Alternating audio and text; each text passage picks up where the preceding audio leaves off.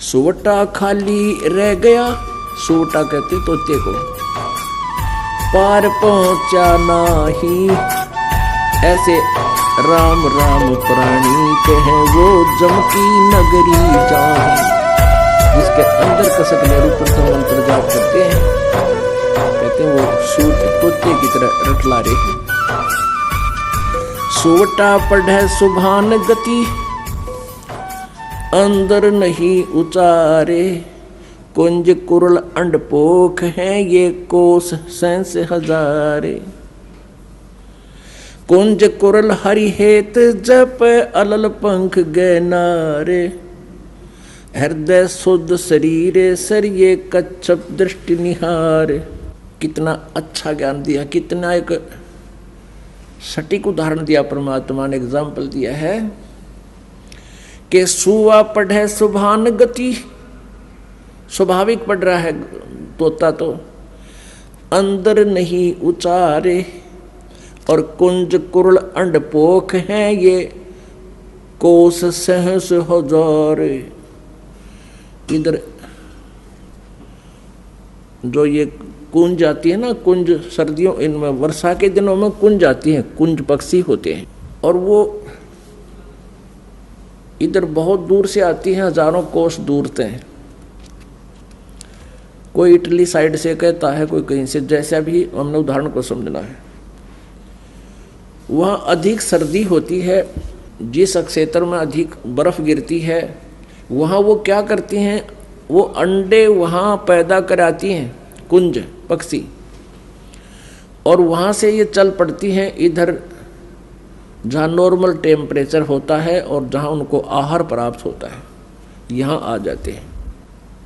तो वो क्या करते हैं, आप हमने देखा वो, क्योंकि विशेषकर ये धान धुन होते थे पहले, उन धानों को खाने के लिए कुंज ज़्यादा पहुँच जाती थी। तो वो क्या करती थी, एक पल भी बोलने से बंद नहीं होती थी, कुरुल कुरुल कुरुल कुरुल यूँ करती रहती थी। वो अपने अंडों की कसक में उन अंडों की तरफ उनकी एक विशेष तरंग जाती थी हृदय से, कि मेरे बच्चे कहीं मर ना जा, मेरे बच्चों का क्या होगा। तो वहाँ से वो अपनी उस तरंग से, उस कसक से, उस कुरलाहट से, और वहाँ हजारों कोस दूर यानी 2-3 हजार किलोमीटर दूर बैठी भी उन अंडों को वो पोष रही थी, पोख रही थी। जैसे एक तो पक्षी अंडों के ऊपर बैठकर उनको पोषण करता है, जैसे ये कबूतर है, कौवे हैं, इस तरह के पक्षी, और वो वहाँ से अपने अंदर की तरंग से, कसक से, कुरलाहट से, किलबिलाहट से उन हजार कोस दूर अंडों को पोषण पहुँचा रही है उस कसक से, और उनके अंडे वे फिर बच्चे बन जाते हैं। जब वो वापस जाती हैं अपने उस कसक की तरंग की सेटिंग तय, अपने अपने बच्चों के पास वो ऐटोमेटिकली मिल जाती है, वो भूल नहीं करती। तो यहाँ परमात्मा समझाना चाहते हैं आदरणीय गरीबदास साहिब जी, जिनको भगवान मिले, और भगवान परमेश्वर कबीर जी ने इनको अपने ही पाने का विधान बताया। वो क्या बता रहे हैं, सूटा पढ़े सुभान गति, अंदर नहीं उचारे, कुंज कुरल अंडपोख हैं ये कोस सहस हजार।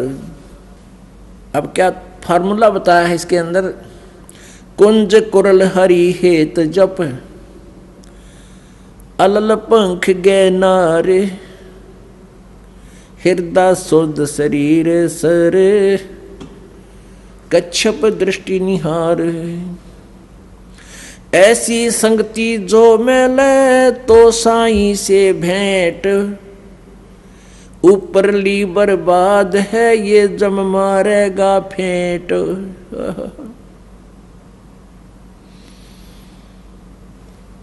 ऐसे यदि आप परमात्मा को याद करते हो तो आपकी सफल होएगी, आपका साईं परमात्मा से भेंट माने साक्षात्कार होगा। कुंज कुरल हरि हेत जप अलल पंख गए नारे, हृदय शुद्ध शरीर सरन्यो कच्छप दृष्ट निहारे। जैसे आप जी ने यजुर्वेद अध्याय नंबर 40 के श्लोक नंबर 15 में, मंत्र नंबर 15 में सुना, उसमें क्या लिखा है?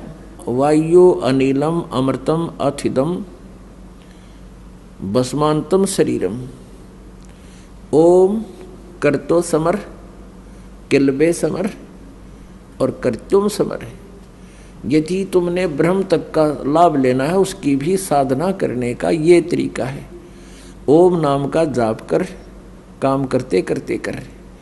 और किलबे माने किलबिलाहट के साथ, विशेष कसक के साथ, जैसे कुंज पक्षी अपने बच्चों की एक पल भी याद नहीं भूलता और हृदय से याद करता है, कुरुल कुरुल, यानी विशेष किलबिलाहट से, विशेष कसक के साथ। किलबे माने ऐसे ढंग से जाप कर जैसे कुंज पक्षी अपने बच्चों को, अंडों को याद करता है कुरलाहट से, अंदर की कसक से, उसको किलबे बोलते हैं। और कर्त्युम समर, अपने जीवन का मूल कर्तव्य जानकर कि मनुष्य जीवन मनुष्य परमात्मा प्राप्ति के लिए ही मिला है, ऐसे भगवान जब, तो तब कैसे होगा? ऐसी संगति जय मिले तो साईं से भेंट, ऊपरली बर्बाद है जब मारेगा फेंट। ऐसे जब तुम साधना करोगे इसी कसक के साथ, तो परमात्मा का साक्षात्कार होगा। और ऊपरली बर्बाद है, ऊपर हाथ माला फेर दी, कहते परमात्मा कहते वो अच्छी बात है, अगर उसमें मंत्र में ध्यान रहा है तो वो सफल है। नहीं तो परमात्मा कहते हैं जीव या तो मुख में परे फिरे और माला फिरे कर्मा ही, कर्मा ने हाथ में, और मनुआ तो चौ दिस फिरे, ये तो सिमरना ही। विशेष कसक के साथ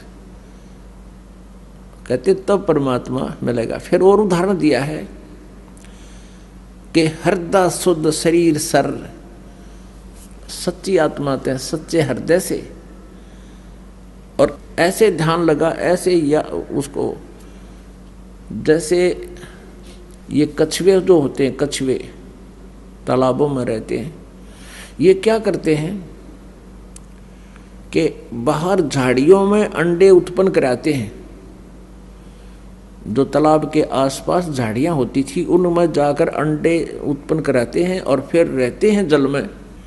तो अपने उन बाहर झाड़ियों में रखे अंडों का पोषण वो अपनी दृष्टि से करते हैं, बाहर से, जल के अंदर से। आपने देखा होगा ये कछुए, हमने खूब देखे दौड़ा पर तालाबों में, गामा में, तो न्यू इतनी गर्दन काट दिया करे न्यू बाहर न, और न्यू देखते रहा, और एक टक काफी देर तक देखा हमने, कोई मिनट तक वो न्यू ऐसे एक टक देखते रहते हैं। वो उन अंडों को ऐसे ध्यान से पोषण दे रहे हैं। तो ये हमारा मेडिटेशन है कि जैसे आपकी आंखें खुली हैं, आप बैठे हो, मंत्र कर रहे हो, जब आप सारनाम का जाप करते हो तो आपका मेडिटेशन साथ में चलता है। ये विधि हम उसको उपदेश देते समय बताते हैं।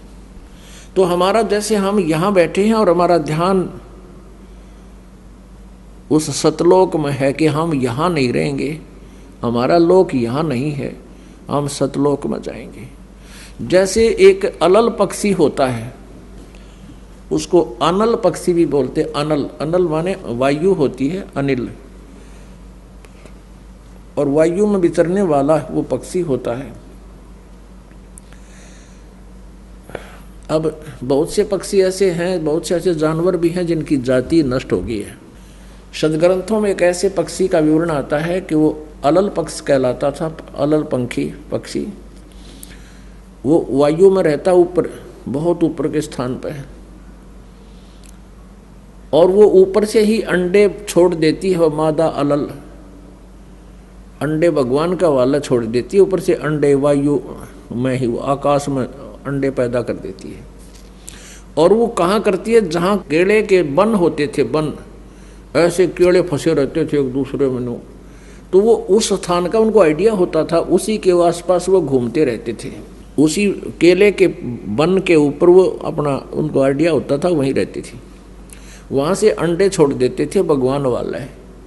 और वो अंडा अच्छा भारी होता था, नहीं इतना बड़ा 4-5 किलो का, और ऊपर से आता गड़ गड़ गड़ करता हुआ, और आते ही वो केलों के वृक्षों पर गिरता हुआ उनके पेड़ों को तोड़ता तोड़ता फिर जमीन पर जाकर गिर कर गद से फूट जाता। अब वायु की घर्षण से, गर्मी से वो पक लेता, उसमें बच्चा बन जाता, और एकदम जब सीधा आकर धरती पर गिर जाए तो बच्चा भी मर जावे। वो केलों के पत्तों पर, ऐसे उलझे हुए पत्तों पर गिरता, जोर से उनको तोड़ता हुआ, यानी उसकी गति कम हो जाती, स्पीड कम हो जाती, और फिर गिरते ही फूट जाता। फिर वो पक्षी, छोटा बच्चा, वहाँ के अन्य पक्षियों में रहता है, उनके साथ मित्रता रखता है और खाता पीता भी है। लेकिन उसके हृदय से इस बात की भूल नहीं गिरती, ये भूल नहीं पड़ती कि मेरा ये ठिकाना नहीं है। उसको हरदम याद रहता है कि ये मेरा स्थान नहीं है, ये मेरा परिवार नहीं है, मेरा परिवार ऊपर है। परमात्मा की दी हुई इसमें एक ऐसा गुण होता है, तो वो पल पल उस माता पिता के लोक में जाने का वो प्रयत्न करता है, उड़ना सीखता है। जब वो खूब उड़ना सीख लेता है तो उसका वहाँ के मित्रों में कोई मेल नहीं रहता, वहाँ के पक्षियों में उसका कोई लिंक नहीं रहता, लेकिन जब तक रहता तब तक उनसे खूब प्यार से रहता है। तो चलते समय वो क्या करता है, जब खूब उड़कर देख लेता ऊपर तक, तो इतना भारी पक्षी बताया है कि चलते समय वो 5 हाथियों को उठा ले जाता था अपने पंजों में फंसा के। अपनी आत्मा देख, हमने इस बात पे नहीं जाना है कि ऐसा कैसे था और कैसे था, ये तो हमारी जो सोच है वह जीव वाली है, और हमने सिर्फ ज्ञान से लिंक रखना है। कहने का भाव ये है कि हम यहाँ आकर गिर गए, ये हमारा लोक नहीं है। अब परमात्मा को पाने के लिए हमने उस अलल पक्षी के अंडे बच्चे की तरह यह सुरती हटानी नहीं चाहिए कि मेरा परिवार वहाँ है, यहाँ नहीं है। जब तक हमारा संसार में संपर्क है, सबसे प्यार से रहें, और जब हम भक्ति करके दृढ़ हो जाएंगे, खूब भक्ति कमाई हमारी हो जाएगी, तब हम अपने ऑटोमेटिकली सीधे इस भक्ति को लेकर अपने सतलोक चले जाएंगे। अब इसको कहा है कुंज कुरल हरि हेत जप, अलल पंख गए नारे। अलल पंख, अब इसमें एक पंक्ति में परमात्मा की अमरवाणी में 3 एग्जाम्पल दे दिए हैं। कुंज कुरल हरि हेत जप, कुंज जैसे कुरलाहट से, कलबलाहट से, किलवे समर, हरि हेत जप, परमात्मा को प्यार से, ऐसे कसक से जप। और अलल पंख गए नारे, उस अलल पक्ष की तरह डगमग ना हो, पहाड़ की तरह अडिग इरादा रहे, वो अपने माता पिता के पास जाने का, सतलोक में जाने का। हृदय सोद शरीर सर, कच्छप दृष्ट निहार। इस हृदय रूपी, शरीर रूपी सरोवर में शुद्ध हृदय से, और कच्छप दृष्ट निहार, जैसे कछुआ देखता रहता है, एक टक भी उसे दृष्टि नहीं हटाता, ऐसे ही आप जी का जो सूक्ष्म मेडिटेशन ध्यान है, हमारा सूक्ष्म ध्यान कैसा है? जो पति भरता पति से राती, आन पुरुष नहीं भावे, बस पी हर मैं सुरत प्रीतम में, ऐसे ध्यान लगावे।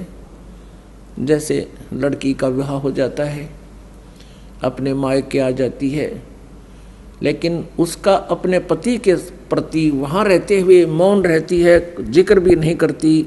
तो ऐसा हमारा ध्यान है जैसे लड़की अपने माता पिता के यहाँ रहते हुए भी अपने पति का ध्यान उससे हटता नहीं। तो ऐसे ही कहते हैं जैसे कच्छप दृष्ट निहार, हम यहाँ रहते हुए भी सतलोक जाएंगे, हमारी वो कच्छप यानी कछुए जैसी नजर दृष्टि व सूक्ष्म दृष्टि सतलोक में जाने वाली ऐसे निरंतर बनी रहे, तो तब हम परमात्मा पाएंगे। ऐसी संगति जो मिले तो साईं से भेंट, यदि ऐसा कोई संत मिले, ऐसी संगत वाला संत मिले, ये मार्गदर्शन करने वाला मिले, तो भगवान प्राप्ति होगी, परमात्मा का साक्षात्कार होगा। और ऊपरली बर्बाद है जब मारेगा फेंट, यानी जैसे ऐसी कसक नहीं है और साधना भी कर रहे हो तो काल तुम्हारे ऊपर कभी भी अटैक कर सकता है। जैसे सूरज के आगे बदरा ऐसे कर्म छयारे, प्रेम की पवन कर चुत मंजन जलक तेज नयारे। अपने आत्मा ज्ञान से और इस भक्ति के साधना से, सत साधना से आपके हृदय में एक विनम्रता आवेगी, एक विशेष प्रेम जागेगा भगवान का। और वो उस प्रेम की दशा बहुत अजीबो गरीब होती है। परमात्मा कहते हैं प्रेम छुपाया ना छुपे, जागट प्रगट हो, मुक्त चाहे बोले नहीं पर नैन देते हैं रो। जब आप परमात्मा की हम कोई कथा सुना है, कभी ऐसी कोई चर्चा चलती है, तो आंखों में ऑटोमेटिकली आंसू आ जाती है।